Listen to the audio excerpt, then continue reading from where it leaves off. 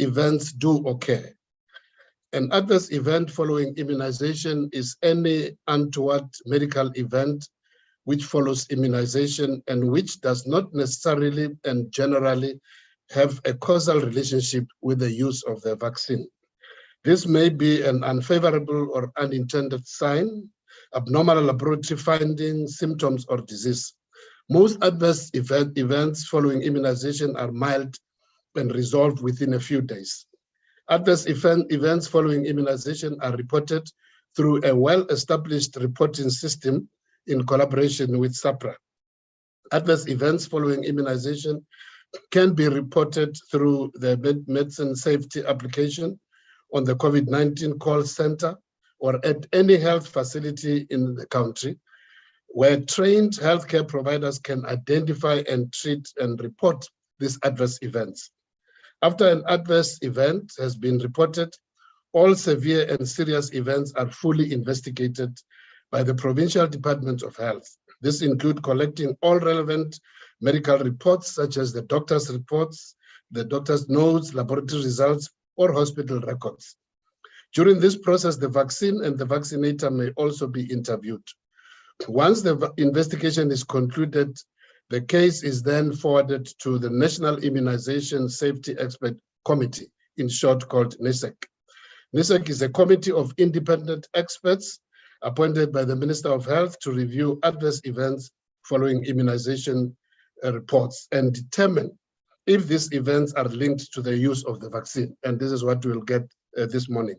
Since the introduction of COVID-19 vaccines, Comirnaty, or commonly known as Pfizer, and the COVID-19 Janssen, also commonly known as J&J, have been used, and more than 37 million doses, just over 37.2 million doses, have been administered.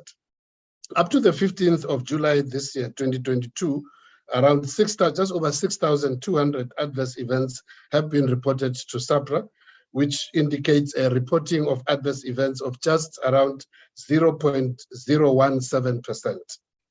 Once the case is investigated and causality assessed by NISEC, feedback is provided to the Provincial Health Department, district managers, health facility managers, healthcare providers, both in the public and private, and the vaccinee, that's the person who has been vaccinated, is informed through the redress process within the province.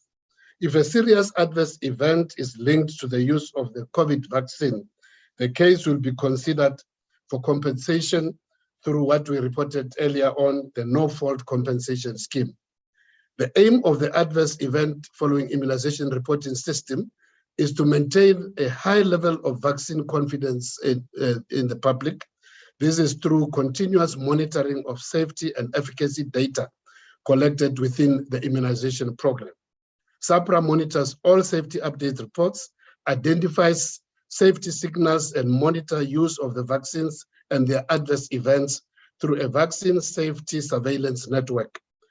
Today, Sahpra will provide an update on vaccine safety surveillance and the outcome of some causality assessed adverse events. As I conclude, I want to emphasize that the COVID-19 vaccines remain very safe and effective in protecting us against serious illness and hospitalization. So as we receive this report today, let us keep this in mind. Thank you very much, Andy. Thank you very much, Minister, for those opening remarks. I'm now going to hand over to the Sahpra Chief Executive Officer, Dr.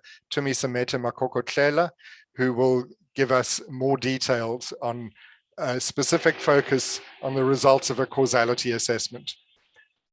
Thank you very much. Thank you very much, Andy, and good morning to all the participants in this press conference. My name is Tumisamete, and I'm the CEO of Sahpra. Thank you for availing yourself. As at the 31st of March 2021, Sahpra had authorized the COVID-19 Janssen vaccine, and this vaccine has full authorization by Sahpra for administration for those who are 18 years and older. The initial authorization was for a single dose to be administered to this cohort. In December, we approved the booster dose for the Janssen vaccine for both homologous boost as well as heterologous boost. As at to date, we have close to 9 million Janssen COVID-19 Janssen vaccines that have been administered and rolled out in the country. The role of Sahpra, and I just want to stress what the minister has said, is that we work with all of the stakeholders that the minister has indicated in assessing the safety and any adverse events following immunization for all vaccines available in the country. And as we've been indicating, and we've had a number of communication platforms, we've also had a number of webinars where we keep the public updated on any developments regarding the safety of the COVID-19 vaccines. Wherein there is a matter that arises and an adverse event that arises that has been causally linked to the vaccine, what typically happens is that we work with the applicant and the professional information as well as the PRL, it then gets updated and we ensure that any contraindications, any adverse events are then noted in this professional information of the vaccine. It is with very sad hearts today that we report to you that Sahpra has been informed of a fatal case of a syndrome called Guillain-Barré syndrome, shortly referred to as GBS. This is a case that was noted following vaccination with the COVID-19 Janssen vaccine. The causality assessment was conducted as the minister spoke to the process. The causality assessment was conducted by NICEC. And NICEC follows a very thorough methodology that is guided by the WHO. And this is a methodology that is utilized by all regulators across the world. In this assessment, there is a conclusion that this case of GBS was associated with the occurrence of, with the event that the individual had received the COVID-19 Janssen vaccine. And today we will go into detail, and we've got our colleagues from NICEC who will speak a bit more around GBS, or Guillain-Barré syndrome, but also talk to how they arrive at this conclusion. I'm going to pause here, Andy. Thanks very much, CEO. So we'll go straight into a presentation from Professor Hanli Meyer, who is the chairperson of NICEC, the National Immunization Safety Expert Committee. And she will speak to the details of NICEC's findings in this case. Prof. Meyer. Good morning, everybody, and thank you for taking the time to join the discussion here this morning. So as mentioned, the National Immunization Safety Expert Committee is responsible to review and assess all serious and severe adverse events following immunization. And then that is being followed by causality assessment. So I just want to talk a little bit more about the causality assessment process so that people can understand it. So that's a very systematic evaluation of all the information being available about the case. And as mentioned by Dr. Simete, we use a recognized World Health Organization methodology. Now, what is important also is to note that with this causality assessment process, you won't necessarily always reach a definite conclusion in terms of whether there's a definite relationship between the event reported and the vaccine. So what is very important is the investigation process. So in this case, and in all cases, the whole investigation is done by teams, multidisciplinary teams in the provinces, and then they collect all the necessary information about the case prior to the vaccination, as well as then what followed the vaccination. So once all this information is available, then the information and the case becomes visible to NICEC, and then NICEC would then start to review all the information to be able to reach a conclusion in terms of the causality. Now, during this process, should the additional information be required, then they would require further investigation or additional information about this case. And with these cases also, so the whole health system, the whole process of the immunization, as well as the vaccinee and the family and the relatives involved. Everybody gets interviewed to be able to get all the information required. Now, when we then start with the causality assessment process, so the first step in the whole process is then to determine what the specific diagnosis is. And that diagnosis must be confirmed. So it means we then look at how certain are we that this was a case reported. In this case, Guillain-Barré syndrome. So what we found in this case is indeed that there was evidence that this was indeed a case of Guillain-Barré syndrome. And we know that this is a very rare event, but it has been diagnosed in this person. The next step would then be to make sure that there is no other strong evidence for another cause. In other words, anything else that could have been responsible for the Guillain-Barré syndrome in this particular person.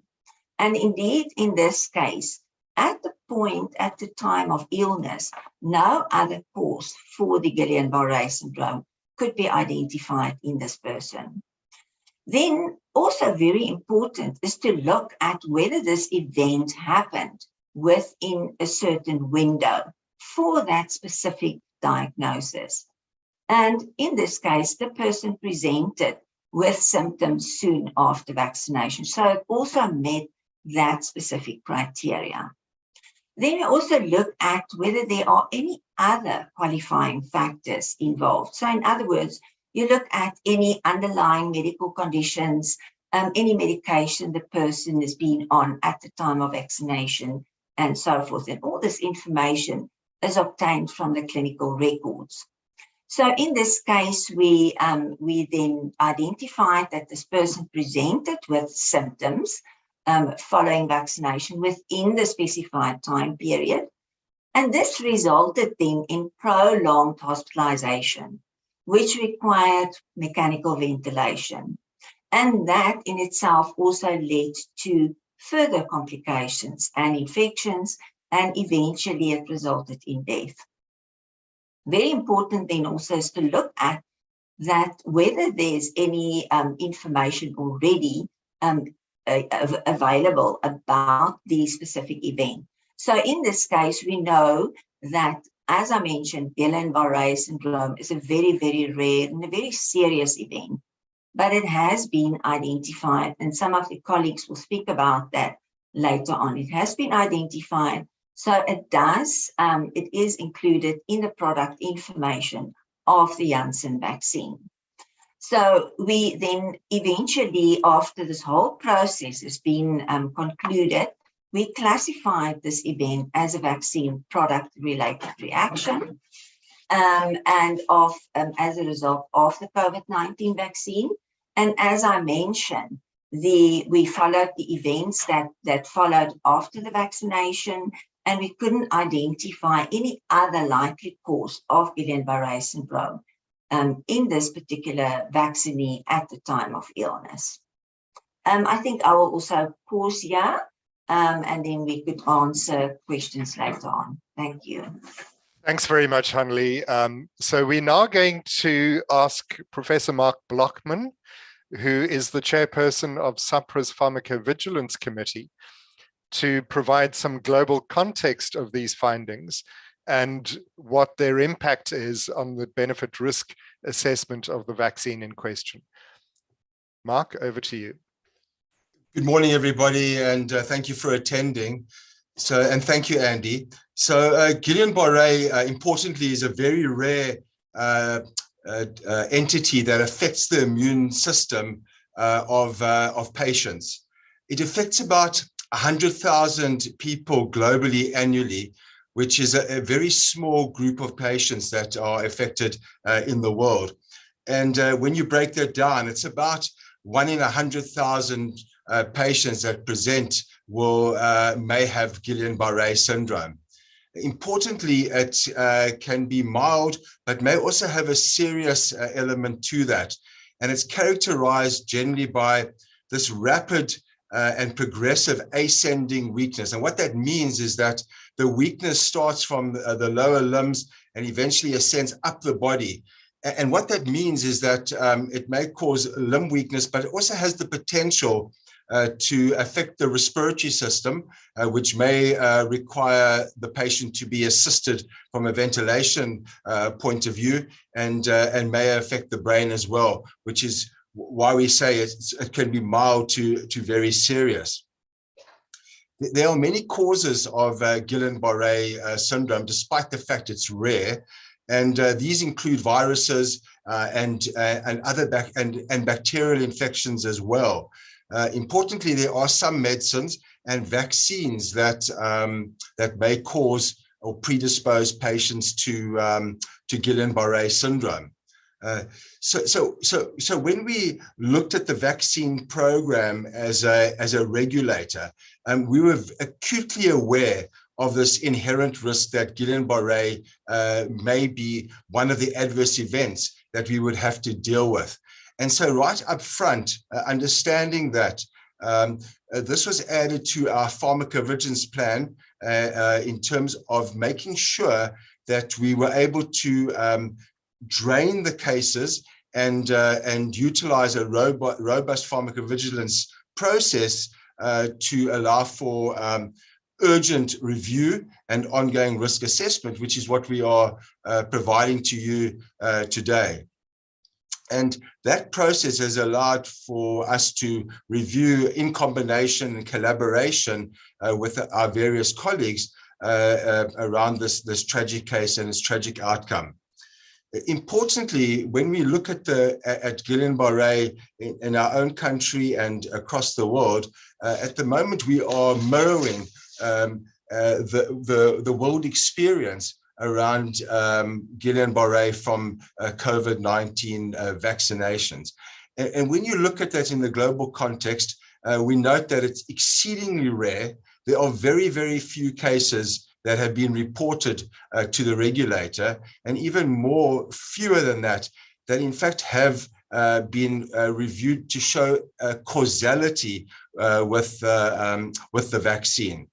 So from our point of view, having looked at an ongoing review of vaccine safety, an ongoing review of the potential risk of Guillain-Barré, this tragic case as well, we are convinced and strongly convinced that the benefits of the COVID-19 vaccine in terms of preventing serious and severe COVID-19 infections and mortality, death, greatly outweigh the very, very rare risk of Guillain-Barré and some of the other adverse events. And however, we are committed to the ongoing review and analysis of all adverse events that are reported to us. I think, Andy, I will stop there.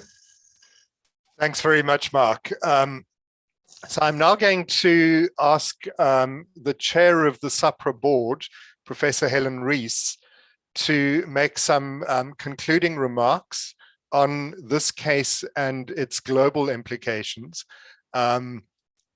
Professor Rees serves not only on regulatory structures in this country, but also at an international level. Thank you, Helen. Thank you very much, Andy. Good morning, Minister and colleagues. And clearly our sympathy and our hearts go out to the family of the patient that we're discussing. So I'll just want to sort of emphasize a few things. Regulatory authorities, if you ask regulators what they do, they will say we're concerned with safety, quality, and efficacy. And nearly everyone will start in that order, safety first. We know that for any new medicine or any new vaccine, we need to be particularly careful about monitoring safety, because clearly clinical trials, even with vaccines that have tens of thousands of people participating, a very, very rare side effect you will not see unless you roll it out to millions of people. And this is what we have seen here. So safety is paramount. You've heard the word pharmacovigilance, and this is something that Sahpra is now really emphasizing. And part of pharmacovigilance is what we heard Prof. Meyer talking about, which is monitoring of the safety and doing causality assessments. And part of it is communicating to the public. And so thank you very much for coming on. And one of the things we have to communicate very carefully is, as Mark said, the benefit versus the risk. With any new vaccine, we're looking for any possible risk. But we need to be very, very careful that we then get everything in proportion. If we see a risk and we see an increased risk of a very rare side effect with a vaccine, in this case, the Guillain-Barré syndrome, and that had already been noted as a risk and it's in the professional information. If we see that risk, we need to let the public know, but we need to say, is the risk this size or is it a tiny risk this size? But what is the risk of the disease itself? And we know that in South Africa, we've already lost over 100,000 people because of COVID. Particularly those who are older, who have other particular comorbidities, are more at risk of death. But the other thing that we know worldwide is the one thing that all the vaccines do very well is that they prevent severe disease and death. So we've got to say, when we find a case like this that we link to a vaccine, a very rare incident here, what is the risk of that so that the public knows that versus the risk of the disease itself? And in this case, I think most people in this country by now will know somebody who's died of COVID. So the benefit of vaccines in preventing severe disease and death is very, very, very significant. But our responsibility as the regulator is to explain what happened in this case, but also to reassure the public that we're looking at all of these incidents. We're not only looking as a country, we're also linking up with the World Health Organization, with the manufacturer. We link up with everyone globally so that if we see these very rare cases, we're not only going to identify one case in one country, we'll be able to see if there is a pattern globally. And in this instance, we do think there seems to be a causality, but it's very, very, very rare with this vaccine. The risk of COVID, even with Omicron, and I'm sure some of you will say, but Omicron is not killing as many people. We're still seeing people in ICU with Omicron, and we're still seeing deaths. So the risk is still there. And we also don't know further down the line what is going to be the next variant. So I'm happy to take questions, but this is the perspective that we have to also keep in mind. Thank you so much. Thank you, Helen. So that concludes the technical inputs, and we now invite questions in the Q&A box. Please type in your questions and indicate which of the panelists you would like to answer those questions.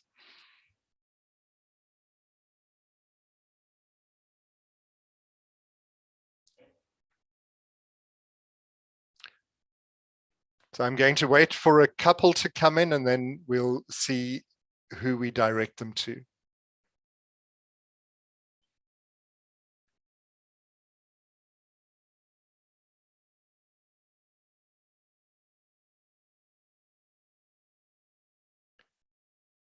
So I've only seen one question so far, and that is a question from Maku LJ. Wants to know how old is the person. Obviously, patient confidentiality is being managed very carefully in this case, but I will ask Professor Meyer to respond to that.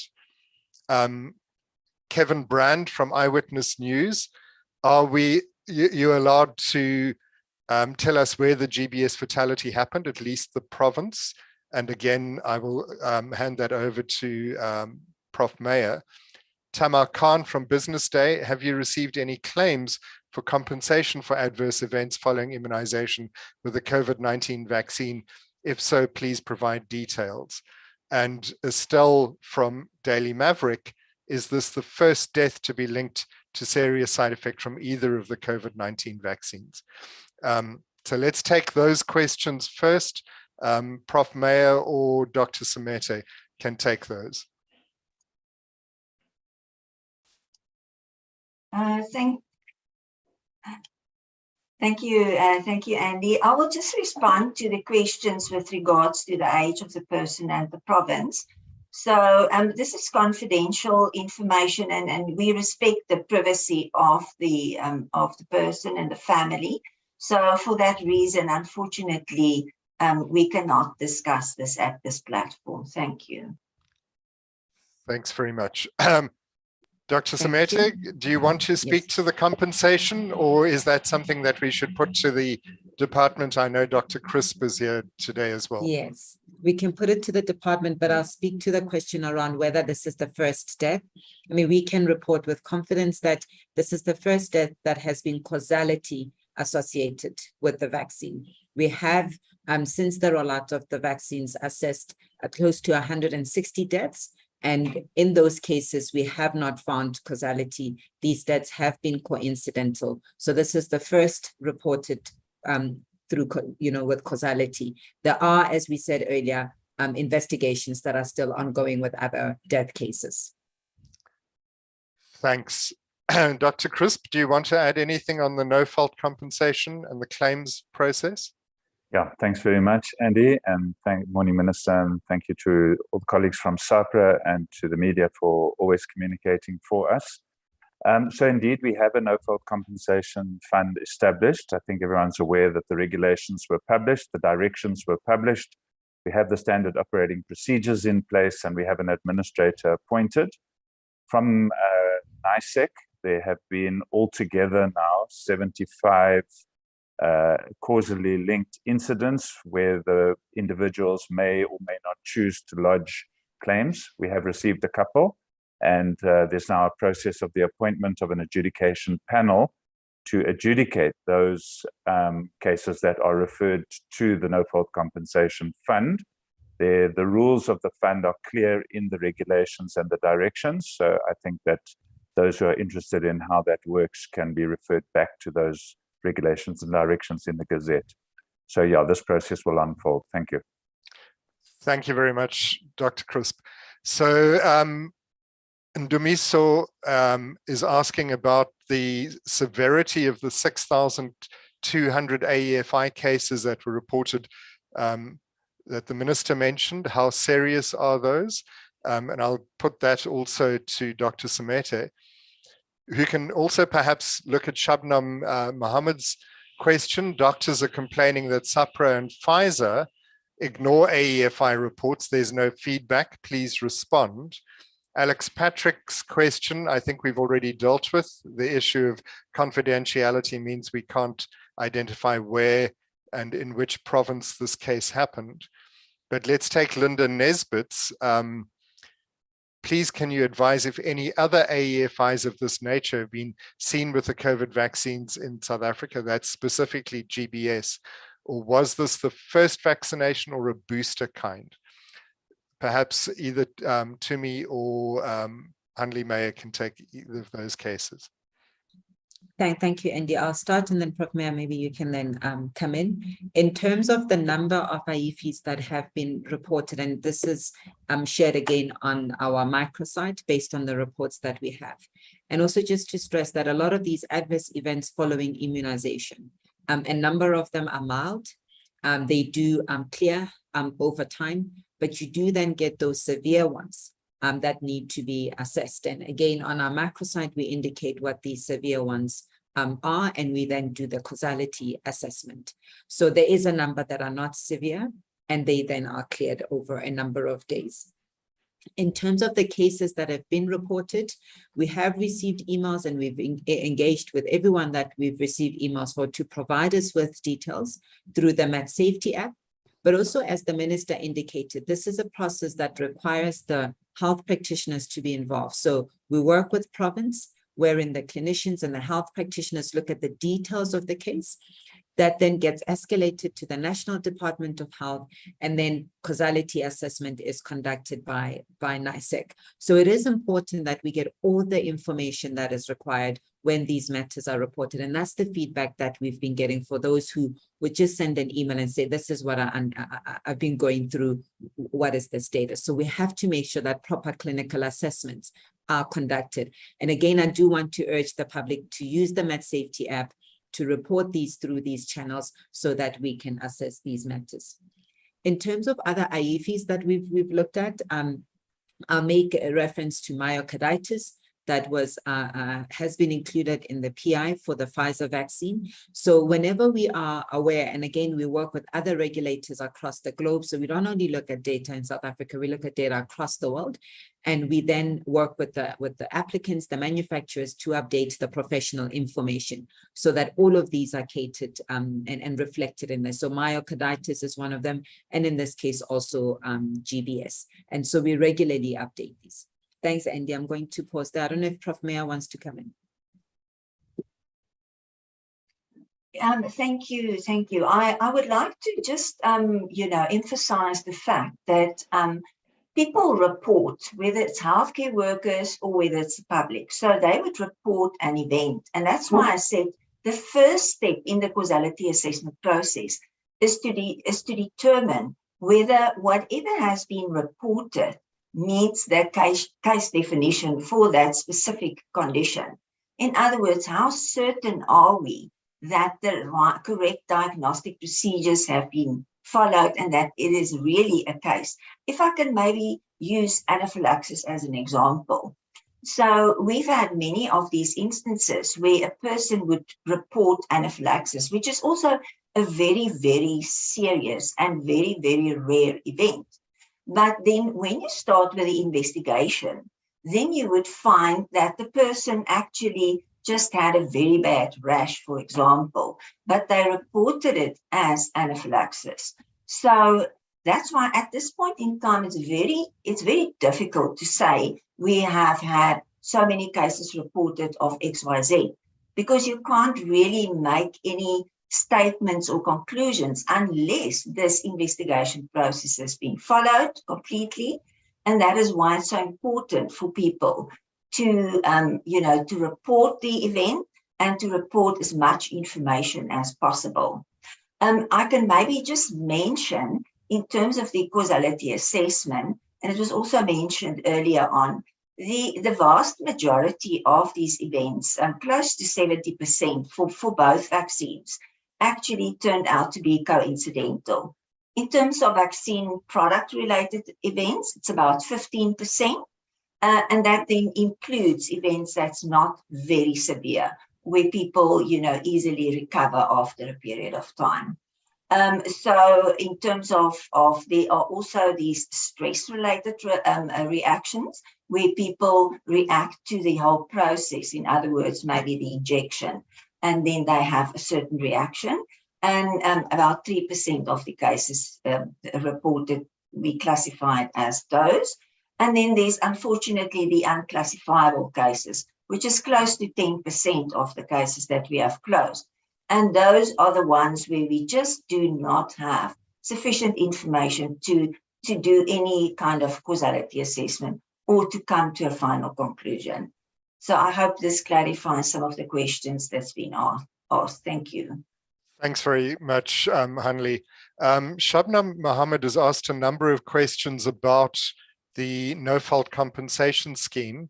Perhaps Dr. Crisp can say where those details can be accessed and speak to the issue of the chair of the Vaccine Injury Compensation Fund and why that chair was changed, if that is in fact the case. Okay, thanks very much, Andy. I'll try and follow them on the Q&A. So the no-fault compensation was established at the time when the vaccines were procured, because it was a condition on the use of the vaccines. Since it was early days and new, we didn't really understand exactly how many people may react and may require to be compensated for any form of injury. And that was a global phenomenon. And it's what's been done in all countries, whether it was through COVAX or direct procurements from pharmaceutical companies. So when we started to set up a no-fault compensation scheme in South Africa, we didn't even really have vaccines in the country and hadn't started the vaccination program. And we anticipated something far bigger and more complicated.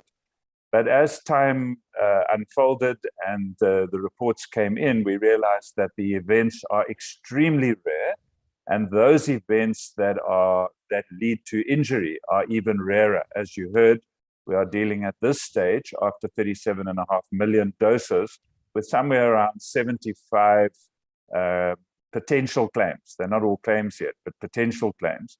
And this is the first reported death amongst those 37.5 million vaccinations. So we had anticipated quite a complex process in the beginning.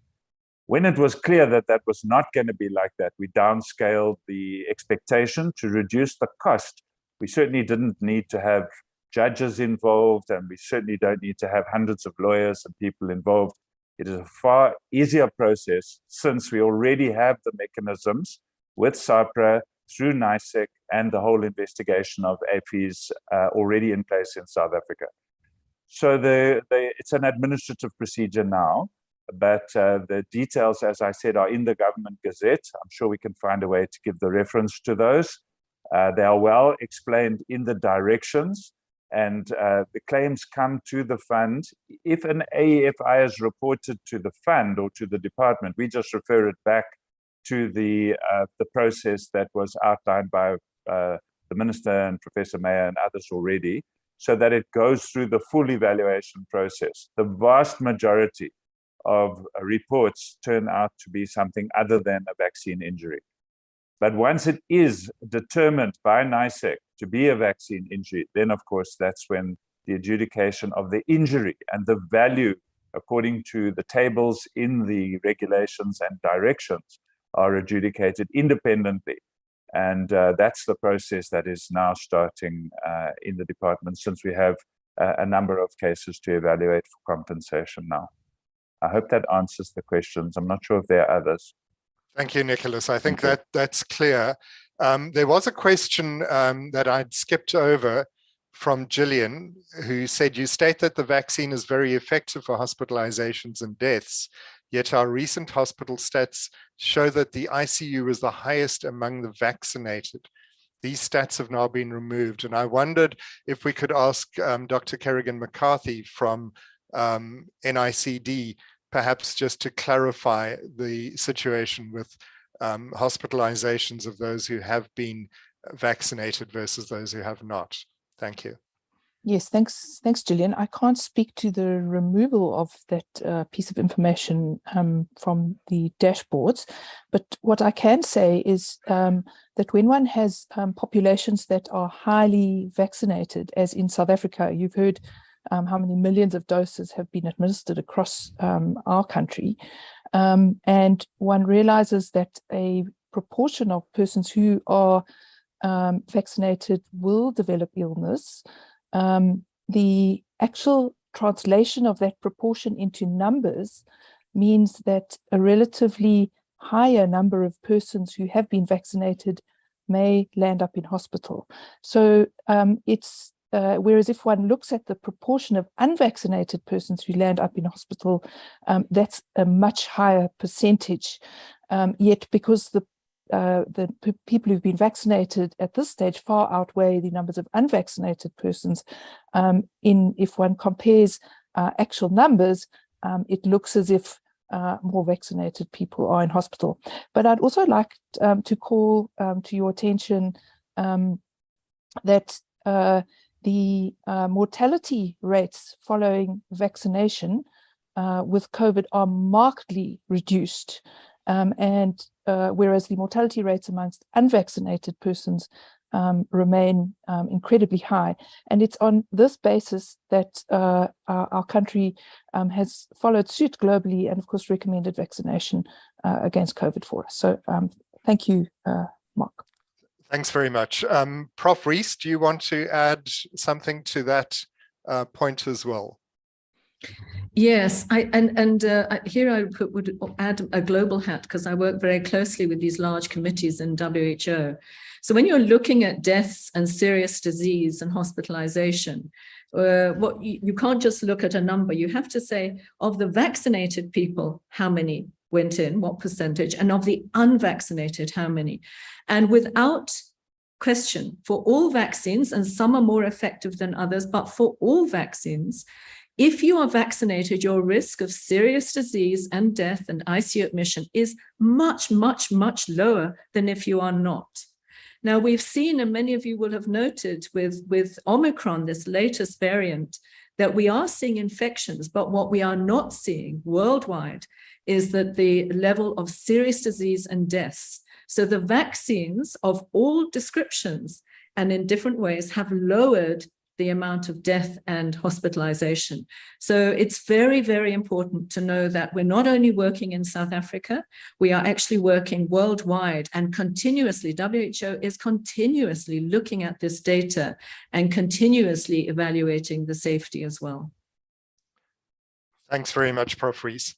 I saw a question that was answered in typed form, but I think it's an important one to pose. It was from Tamar Khan at Business Day, and it was, does this case alter the advice that is given in relation to this particular vaccine as opposed to any other COVID-19 vaccine? And Dr. Samete, if I can ask you to respond to that one.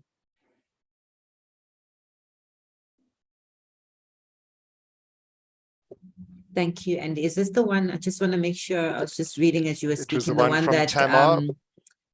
It was one from Tamar saying, "Does this change our advice that's given in relation to this vaccine?" Thanks. Yeah, thank you, Andy. I mean, it certainly doesn't, and I think the clinicians on the call will indicate that for GBS there are no known risk factors that we can say, if you present with these risk factors, therefore do not take the vaccine because you're at risk of GBS. And because of that, but also because of the very rare, how rare this event is, our position still remains that the benefit continues to outweigh the risk. The colleagues have spoken around the stats of GBS generally, but also in this case with COVID vaccines, when we look at some of the data globally, it seems to be 3 per million doses administered. In our context, we have administered about 9 million of the Janssen vaccine, and this is the first causally linked case of GBS. So we can say so far it's been 1 in the 9 million, but we will continue to assess. Thanks, Andy. Thanks very much. I wanted to clarify Linda Nesbitt's question earlier about first or booster. It's important to note that the booster dose is the same vaccine as is used in initial vaccination.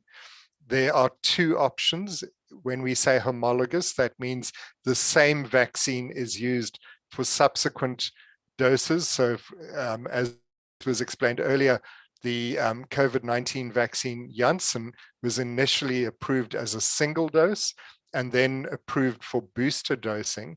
So many patients have received 2 doses of the same vaccine, but a booster with another vaccine is also allowed. That's called heterologous boosting, where you start with one vaccine and a subsequent dose is with a different vaccine. And a number of patients who've received 1 or 2 doses of the COVID-19 vaccine Janssen have subsequently received 1 or even 2 additional doses of the Pfizer vaccine. So there are people in this country who've had 4 doses of COVID-19 vaccine, 2 of Janssen and 2 of Pfizer. I think the rest of the questions have pretty much been either answered already or will be dealt with in terms of providing information on the no-fault compensation scheme. So I'm going to hand back to Dr. Samete for some concluding remarks at the end of this press briefing. Dr. Samete. Thank you very much, Andy. And just to thank all the participants in this press briefing, and I hope we provided you with clarity on this matter. I think it is important that we state, as my colleagues on the call who are experts in their respective areas have said, that it is important that we are cognizant of the fact that the benefit of vaccination still far outweighs the risk. What we have done as a regulator is to be transparent with these matters, that when we are notified, we inform the public and we work with the various stakeholders. When it comes to the Janssen vaccine, we have now indicated this causality assessment with GBS and more is being done. We've also had a number of discussions and webinars around the thrombosis and thrombocytopenia syndrome. That has also been linked to this vaccine. And all of this is contained in the professional information for the Janssen vaccine. For the Pfizer vaccine, we have had a number of engagements around myocarditis in certain age cohorts, primarily what we've seen with the males. And so as we continuously assess these vaccines, we will ensure that we engage with the health professionals and also that we engage with the public and keep you abreast of all of these developments. However, we still encourage the public to indeed get vaccinated. Those who require boosters to continue to go and get their boosters, because we're not out of the red yet. We are still seeing cases of COVID-19. We are still seeing deaths, albeit low, but we are still seeing this. And as a regulator, we will continue to engage with you. But indeed, the benefit of vaccination far outweighs the risk. Thank you very much, Andy. Thank you very much, Dr. Samete, and thank you to the Minister who has stayed with us all the way through this briefing, and to each of the panelists who've presented.